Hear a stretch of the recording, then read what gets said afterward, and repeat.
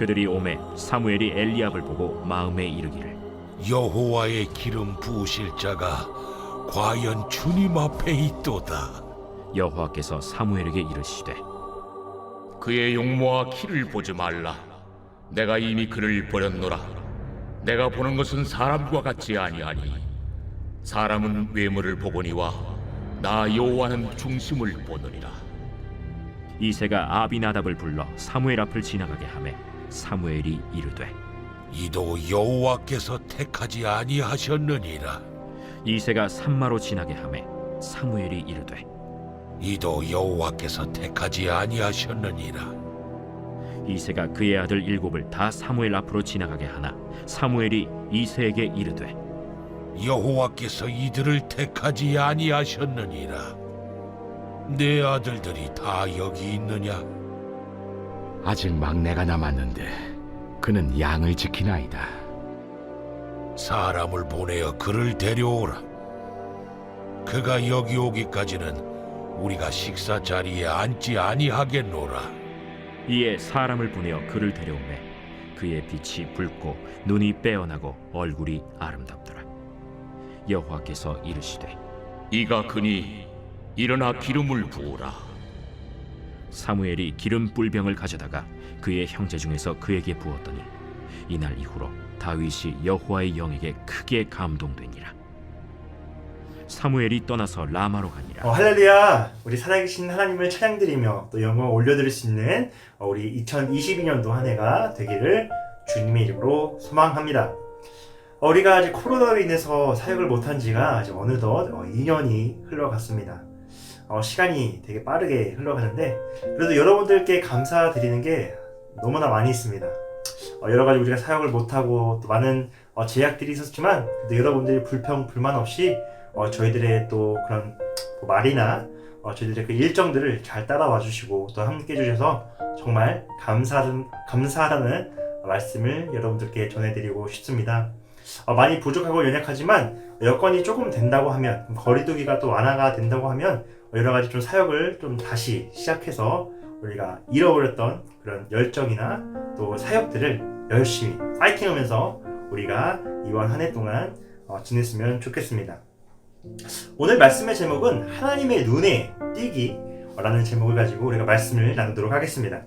먼저 제가 이제 어린 왕자라는 이제 여러분들 동화 아시죠? 그 어린 왕자의 그 한 내용을 제가 한번 읽어 드리도록 하겠습니다. 어른들은 숫자를 아주 좋아한다. 만약 어른들에게 새로 사귄 친구 이야기를 하면 어른들은 진짜 중요한 것은 하나도 묻지 않는다. 그 애의 목소리는 어떠니? 무슨 놀이를 좋아하지? 그 애도 나비를 수집하니? 어른들은 절대로 이렇게 묻는 법이 없다. 어른들은 이렇게 말한다. 그 애는 몇 살이냐? 형제는 몇 명이냐? 몸무게가 얼마냐? 그 애 아버지는 돈을 얼마나 버냐? 어른들이 기껏 이런 식의 질문을 할 뿐이다. 모두가 숫자에 관한 것들 뿐이다. 어른들은 그래야만 그 친구들에 대해 잘 아는 것으로 생각한다. 그런 것으로는 친구의 진짜 모습에 대해서 아무것도 알 수 없는데도 말이다. 어른들에게는 차라리 이렇게 말하는 편이 낫다. 100만 프랑짜리 집을 보았어요. 그제야 어른들은 그 집이 어떤 집인지 알 수 있다는 듯이 그렇다면 굉장히 훌륭한 집이겠는 걸 하고 감탄한다. 짧은 내용이긴 한데 제가 읽어드린 내용을 들을 때 어떤 마음이 드셨는지 모르겠습니다. 아마 여러분 상당수는 이 장면을 좀 듣고 좀 씁쓸한 미소를 짓지 않나라는 생각이 듭니다. 우리 역시도 여기 그 어린 왕자에 표현됐던 어른들과 별반 다르지 않기 때문입니다. 그래서 어떤 누군가의 깊은 내면을 바라보기보다는 당장 현실적으로 볼 수 있는 여건들로 판단하기가 쉬운 현실을 우리가 보내고 있습니다.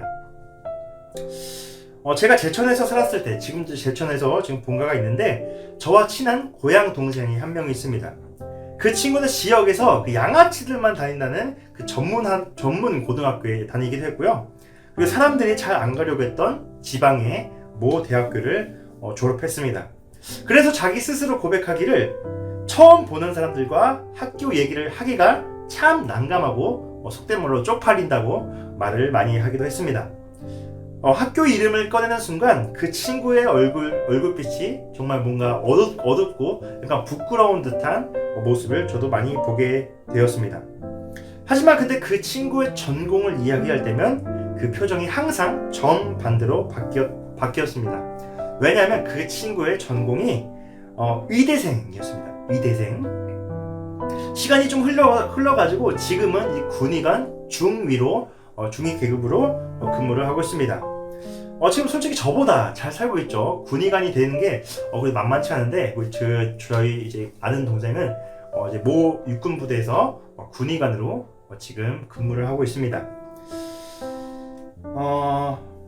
이 친구의 얘기를 들었을 때 처음에 학교 얘기를 하면 뭔가 창피하고 쪽팔리지만 자신의 전공을 말했을 때는 누구보다 더 의기양양하게 자신있게 말할 수 있었습니다. 오늘 우리가 읽은 말씀도 마찬가지입니다.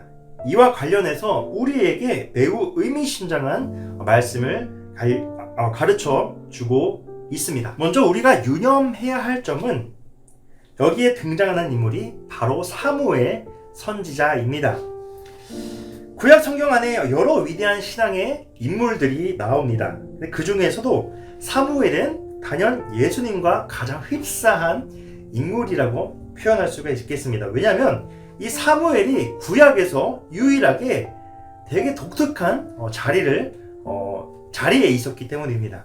사무엘은 제사장이면서 예언자, 그러니까 선지자였고, 그리고 동시에 사사, 이스라엘을 다스리는 사사 역할도 하기도 했습니다. 사무엘의 이 삼중직을 통해서 어떻게 볼 수 있냐면 예수님의 사역과 또 정확히 일치하기도 합니다. 그런데 이 본문 말씀에 그런 사무엘의 치명적인 단점을 보여주고 있는 장면이 나옵니다. 사무엘은 사울 왕을 세웠던 것처럼 사울 왕의 외모와 용모를 보면서 저 사람이 하나님께서 점치고 두신 왕이다 라고 사무엘이 판단하고 사울에게 기름을 부었습니다. 근데 나중에 사울이 여러 가지 치명적인 실수와 죄와 하나님께 불순종하는 그런 죄를 저지르자 하나님께서 다시 사울 왕을 대신해서 새로운 왕으로 세우시려고 했습니다.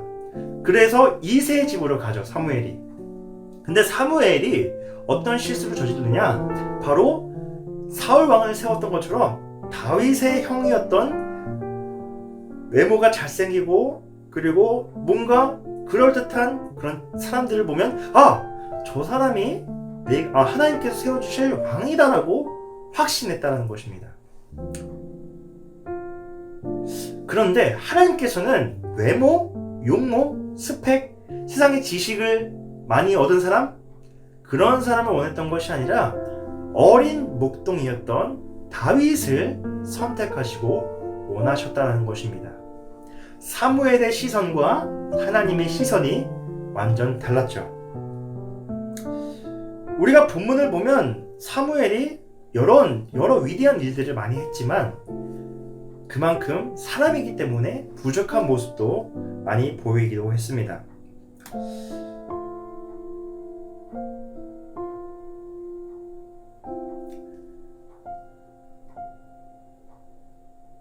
그래서 오늘 본문의 7절을 보면 이런 말씀이 있습니다. 내가 보는 것은 사람과 같이 아니하니 사람은 외모를 보거니와 나 여호와는 그 중심을 본다 라고 말씀을 하셨습니다. 그렇습니다. 하나님께서는 우리들과 같은 눈으로 우리들을 바라보지 않으십니다. 뿐만 아니라 우리가 다른 사람들을 바라보는 시선은 결국 유한하고 어리석은 외모에 지나지 않는 사실을 정확히 지적하고 있는 내용이기도 합니다. 그리고 그것을 입증하듯이 이세 장자 엘리압은 물론이고 그 다윗의 형들을 사무엘은 되게 괜찮게 여겼지만 하나님께서는 다 아니라고 했어요. 그래서 그 중에서 이세에게 말을 합니다.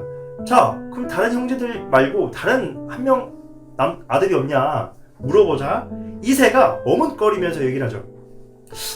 사무엘님, 저기 막내 아들이 한 명 있는데 가장 어리고 지금 저기 구석에서 목동이를 하고 있습니다 라고 사무엘에게 말을 합니다.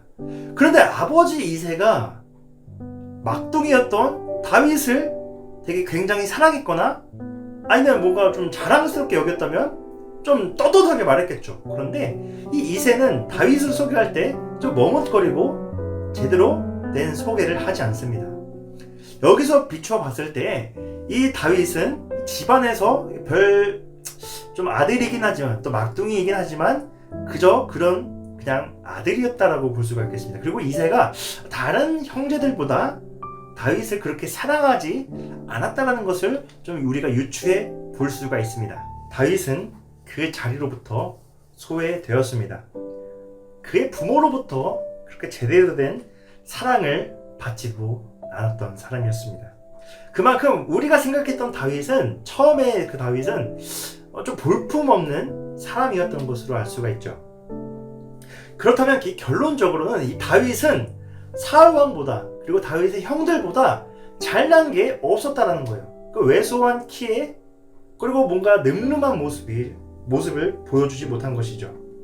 그런데 하지만 중심을 보시는 하나님의 눈에는 전혀 다르게 보셨습니다. 12절과 13절에 보면 이런 말씀이 있어요. 이에 사람을 보내어 그를 데려오매 그의 빛이 붉고 눈이 빼어나고 얼굴이 아름답더라. 여호와께서 이르시되 이가 그니 일어나 기름을 부으라 하시는지라. 사무엘이 기름불병을 가져다가 그의 형제 중에서 그에게 부었더니 이날 이후로 다윗이 여호와의 영에게 크게 감동되니라. 아멘. 하나님께서 다윗을 이미 선택을 하셨습니다. 사무엘은 몰랐죠. 사람이기 때문에. 그러나 하나님은 다윗을 이미 아셨고 예정하셨고 선택을 하셨습니다. 자, 여러분들도 마찬가지입니다. 저와 여러분들도 마찬가지예요. 솔직히 우리는 다윗과 같은 사람입니다. 볼품도 없었고요. 잘난 것도 없고요. 우리가 전혀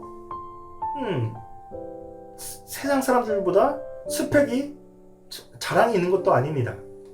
그런데 하나님께서는 저와 여러분들을 선택하셔가지고 DM미스트의 공동체 속에서 예배자로서 여러분들 교회에서 가정에서 학교에서 직장에서 그 역할을 하나님께서 주셨습니다. 여러분들 그 맡은 자리에서 충성을 다해서 우리가 하나님께 영광 올려드리면서 나아가시는 저희들이 되었으면 좋겠습니다. 그래서 사도행전 13장 22절에 다윗을 이렇게 평가를 합니다. 다윗을 왕으로 세우시고 증언하여 이르시되 내가 이새의 아들 다윗을 만나니 내 마음에 맞는 사람이라 내 뜻을 다 이루리라. 아멘. 다윗은 하나님의 마음에 맞는 사람이었다라고 하나님께서 분명히 말씀하셨고 평가를 하십니다. 하나님께서는 우리가 알다시피 다윗을 통해서 하나님의 뜻을 이루었습니다. 그 구약에서는 이제 그 이스라엘 백성들의 구원을 말하지만 우리가 그 나중에 봤을 때 예수 그리스도를 통해서 온 인류, 저와 여러분들을 구원하셨다는 그 사실을 여러분들이 믿고 나아가시기를 주님의 이름으로 간절히 축복합니다. 우리가 그 겉으로 보이는 것들에 쉽게 마음을 뺏길 때가 너무나 많이 있어요. 하지만 여러분들 그런 연약함과 어리석음에 머무르지 마시고 거기서 벗어나 성령님의 여러분들의 기름 부으심을 통해서 마음의 눈으로 세상을 바라보는 지혜를 달라고 우리가 좀 나아갔으면 좋겠습니다. 여러분들 이번 2022년도 한 해는 우리가 이 시대에 가장 강력한 다윗이 되기를 소망합니다. 다윗처럼 죄를 저지르고 실수를 하고 예배를 못 드리는 환경이 오더라도 여러분들 그 자리에서 그 맡은 자리에서 여러분들 그 환경 속에서 굴하지 않고 하나님의 말씀에 순종하고 우리가 예배를 빠짐없이 드릴 수 있는 삶의 예배자가 되기를 주님의 이름으로 소망합니다. 기도하겠습니다. 하나님 아버지 감사합니다. 하나님 아버지 오늘 말씀을 통해서 우리가 하나님의 눈에 띄는 우리 사람들이 될 수 있도록 주님께서 함께하여 주셔서 우리를 택하시고 우리를 창세전부터 예정하셨던 그 하나님의 은혜에 감사하며 나아갑니다. 아버지 우리가 각자의 삶 속에서 교사로서 그리고 대학생으로서 또 각자의 삶 속에서 사는 저희들이 있습니다. 하나님께서 붙잡아 주시고 주님께 영광 올려드리며 나아갈 수 있는 2022년도 한 해가 되게 하여 주시옵소서. 그리고 코로나가 2년 동안 지금 계속 진행되고 있습니다. 많은 사역과 또 우리 같이 모이지 못하는 환경 가운데 있는데 해이해지고 안일해진 마음 가운데 있는 저희들을 다시 한 번 더 새로운 마음으로 고쳐주시고 아버지 각자의 삶 속에서 우리 드림메이커 미니스트리가 할 수 있는 모든 것들을 잘 할 수 있도록 주님께서 우리에게 지혜를 주시고 보호하여 주시옵소서. 특별히 DM 미니스트리를 세워주신 아버지 하나님 아버지 감사합니다. 우리 지도 목사님과 또 지도위원님들 그리고 우리 디렉터들과 우리 단원들을 주님께서 함께 해주시고 한 사람 한 사람 가운데 사탄마귀가 틈타지 않고 오직 주님과 날마다 동행할 수 있는 저희 공동체가 되게 하여 주시옵소서. 이 모든 말씀 예수님의 이름으로 기도하였습니다. 아멘.